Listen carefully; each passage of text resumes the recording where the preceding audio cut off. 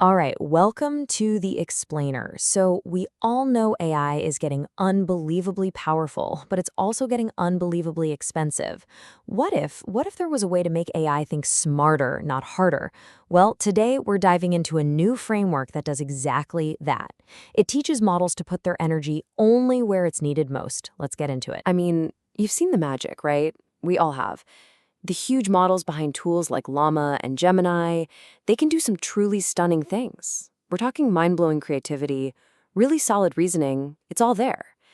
And as they scale up to hundreds of billions of parameters, they just keep getting better, unlocking these really impressive new abilities. But, and this is a big but, there's a catch.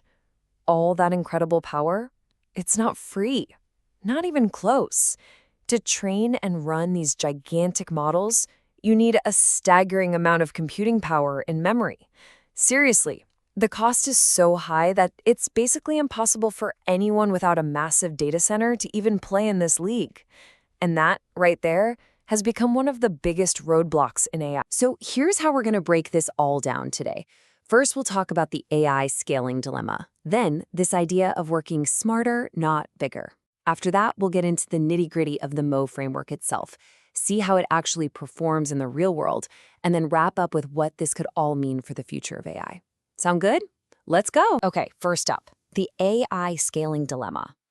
When you really boil it down, the problem comes down to two big hurdles. So on one hand, you have parameter inefficiency. You can just think of this as the model's sheer size. They have way too many unique components or weights, which makes them absolutely huge and super expensive just to store. Then, on the other hand, you've got computational inefficiency.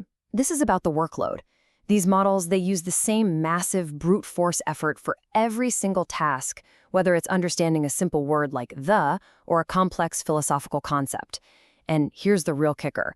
Most attempts to fix this stuff, they'll tackle one of these problems, but almost never both at the same time. So, this whole situation leads to a totally different way of thinking. Instead of just throwing more and more hardware at the problem, instead of just making models bigger, what if we could make them smarter? What if a model could learn to reuse its own parts and, adapt its effort depending on the task at hand? And that's the core idea behind something called recursive transformers. It's actually a brilliantly simple concept. Instead of building a model with, say, 30 different unique layers, you just create a few versatile layers and you just reuse them over and over again. The skyscraper analogy here is perfect. You're building with a few repeating floor plans instead of designing 30 totally unique custom floors from scratch. And that directly attacks the size problem, that parameter inefficiency we were talking about. But of course, there's a catch. The older recursive models, they applied this recursion a fixed number of times for every single token. So they were still doing the exact same amount of work for a simple task as they were for a super complex one. They solved the size problem, for sure, but that workload problem, still there. And this is where our main character for today comes in. It's called Mixture-of-Recursions, or MORE for short. It's a framework that was designed from the ground up to do both things at once, to be small and to be computationally smart, all baked into a single unified architecture. Okay, so how does it work? Well, MORE is basically a three-part genius move. First, just like we talked about, it uses recursion to share its parameters. That keeps the model small. Second, and this is key, it adaptively routes each individual token. It literally decides how much thinking time each piece of information actually needs. And third, it has a really efficient way of caching information. So you've got parameter sharing, smart routing, and efficient caching, all working together in one system. That's the breakthrough. The absolute heart of this whole thing is the MAR router. The triage doctor analogy is perfect. Imagine information coming into an emergency room. The router takes a quick look at every token, every word. For the simple, easy stuff, the scraped knee tokens, it patches them up and sends them on their way. They exit the process early. But for the complex, critical ideas, the major trauma tokens, it rushes them into surgery, routing them through more and more recursive steps. It dedicates a ton of computational power, but only where it's truly needed. Now, this router can basically work in two different ways. The first is called expert choice. Here, at each step of the thinking process, the expert, the layer, looks at all the tokens and says, okay, give me the toughest ones to work on. This is great for keeping the workload nice and balanced. The other way is token choice. In this one, each token basically decides its own path from the very beginning. It's way more flexible, yeah, but you do run the risk of creating some computational traffic jams if too many tokens decide to take the same hard route. And finally, we've got to talk about the KB cache. Now, this is basically the model's short-term memory. In regular models, this thing is a massive memory hog. It's a huge bottleneck.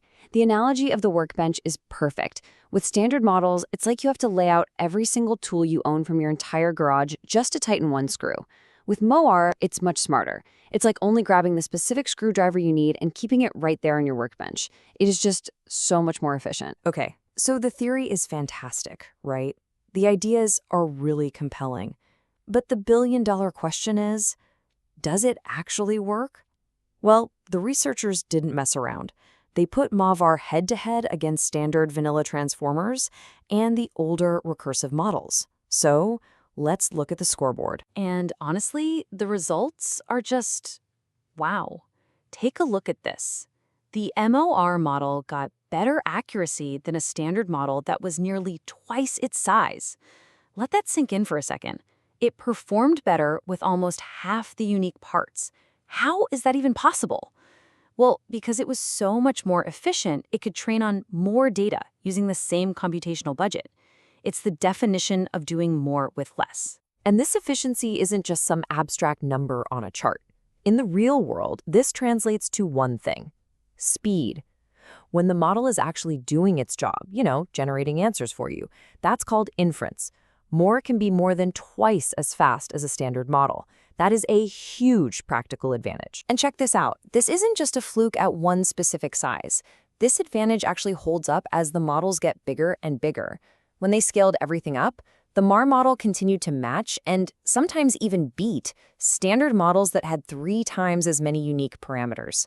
This proves the whole concept is not just efficient, but it's also scalable. It works. All right, so we've seen the architecture, we've seen the performance data. It's all very impressive. But let's zoom out for a minute. What does all of this actually mean for the future of AI? At the end of the day, what makes MOAR so special is what the authors themselves said. It's the first system that really unifies those 2 big goals of efficiency, having fewer parameters and adapting its computation. It allows a model to change how deeply it thinks about every single word it sees. That's the game changer. So what does this actually mean for us, for everyone? Well, it means AI that's cheaper to train and cheaper to run. It means less energy consumption, which is huge. It means high-end AI suddenly becomes accessible to smaller companies, startups, and university researchers. It even opens the door for powerful models to run locally, right on your phone. And because it can think deeper about hard problems, it could unlock totally new kinds of reasoning we haven't even seen yet. And that leaves us with a really big final thought. An architecture like MOAR, it's not just about making AI cheaper. It's about making it everywhere. It's about making it more capable for everyone. So the real question we're left with is, what happens next? What new possibilities, what amazing breakthroughs will we see when truly powerful AI isn't locked away in a data center, but can run anywhere, for anyone? And that, right there, is what makes this so incredibly exciting. Thanks for joining me on this Explainer series.